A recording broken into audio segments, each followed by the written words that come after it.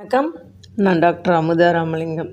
தமிழ் இலக்கிய வரலாறில் இருக்கக்கூடிய பல செய்திகள் குறுவினாக்களா தமிழ் ஆசிரியர் பணிக்கு தேர்வு எழுதக்கூடியவர்களுக்கு பயன்படும் என்ற நல்ல நோக்கத்தில் இதை உங்களுக்கு தெரியப்படுத்தணும்னு நினைக்கிறேன். அகத்தியர் இயற்றியதாக அறியப்படும் இலக்கண நூல் எது அப்படின்னா பேரகத்தியம் எனப்படும் அகத்தியம். அகத்தியர் இயற்றியதாக அறியப்படும் இலக்கண நூல் எதுனா பேரகத்தியம். தமிழ் எந்த மொழி குடும்பத்தை சார்ந்தது அப்படின்னா திராவிட மொழி குடும்பத்தை சார்ந்தது. திராவிட மொழிகளில் ஒப்பிலக்கணம் என்னும் நூலை இயற்றியவர் கால்டுவெல். மொஹஞ்சதாரோ மக்கள் பேசியதாக கருதப்படும் மொழி நம் திராவிட மொழி.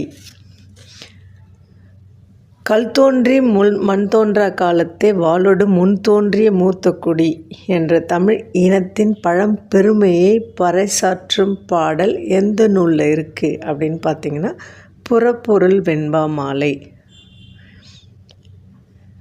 பழந்தமிழகத்தில் இருந்த தமிழ்ச்சங்கங்கள் எவை எவை அப்படின்னா முதல், இடை, கடை.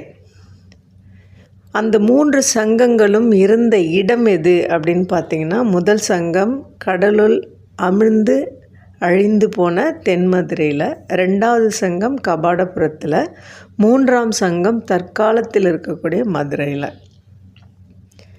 தொல்காப்பியர் எந்த சங்கத்தை சார்ந்தவர் அப்படின்னா இடை சங்கத்தை சார்ந்தவர் தொல்காப்பியர். தொல்காப்பியத்தில் உள்ள அதிகாரங்கள் எவை அப்படின்னா தொல்காப்பியத்தில் எழுத்து, சொல், பொருள் என்னும் 3 அதிகாரங்கள் இருக்கின்றன. தொல்காப்பிய அடிப்படையில் அகத்திணைகள் எவை அப்படின்னா கைக்கிளை, முல்லை, குறிஞ்சி, பாலை, மருதம், நெய்தல், பெருந்திணை. இலக்கியத்தில் முக்கியமான நூலாக கருதப்படுவது நன்னூல். இதனுடைய ஆசிரியர் கிபி 13ஆம் நூற்றாண்டை சார்ந்த பவணந்தி முனிவர். நன்னூல் எந்த இலக்கண பகுதியை விளக்குதுன்னு பார்த்திங்கன்னா எழுத்தும் சொல்லும் விளக்குது.